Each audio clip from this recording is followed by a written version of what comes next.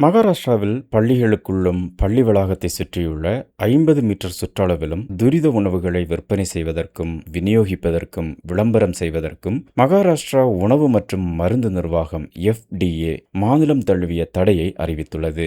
மாணவர்களிடையே ஆரோக்கியமான உணவு பழக்கத்தை ஊக்குவிப்பதையும் அதிக கொழுப்பு, அதிக சர்க்கரை மற்றும் எண்ணெயில் பொரித்த உணவுகள் எளிதாக கிடைப்பதை தடுப்பதையும் இந்த நடவடிக்கையை நோக்கமாக கொண்டுள்ளதாக சொல்லப்படுகிறது.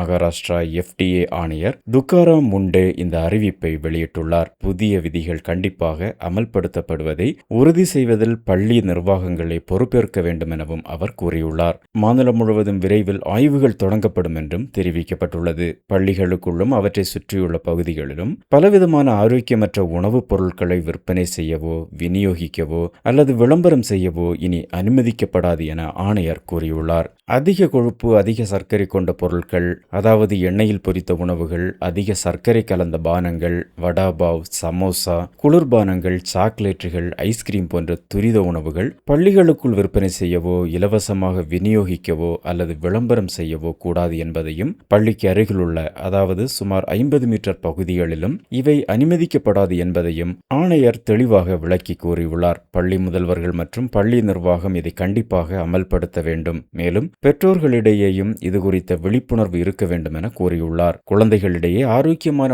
உணவு பழக்கத்தின் முக்கியத்துவம் குறித்து பெற்றோர்களுக்கு பள்ளிகள் விழிப்புணர்வு ஏற்படுத்த வேண்டும் என ஆணையர் வலியுறுத்தியுள்ளார். தடையை அமல்படுத்த தவறினால் பள்ளி முதல்வர்கள் மற்றும் பள்ளி நிர்வாக குழுக்கள் மீது நடவடிக்கை எடுக்கப்படும் என்று FDA எச்சரித்துள்ளது. விரைவில் மாநிலம் முழுவதும் ஆய்வுகளை தொடங்குவோம் எனவும் இதை சுமூகமாக அமல்படுத்த மாவட்டம் மற்றும் தாலுகா அளவில் பள்ளி நிர்வாகத்துடன் இணைந்து பயிலரங்குகளை நடத்த FDA முன்வரும் எனவும் முண்டே கூறியுள்ளார். விதிமுறைகள் பின்பற்றப்படுவதை உறுதி செய்ய மகாராஷ்டிரா முழுவதும் ஆய்வுகளை நடத்தவும், புதிய வழிகாட்டுதல்களை அமல்படுத்துவதில் பள்ளிகளுக்கு உதவ மாவட்ட மற்றும் தாலுகா அளவில் விழிப்புணர்வு பயிலரங்குகளை ஏற்பாடு செய்யவும் அந்த துறை திட்டமிட்டுள்ளது.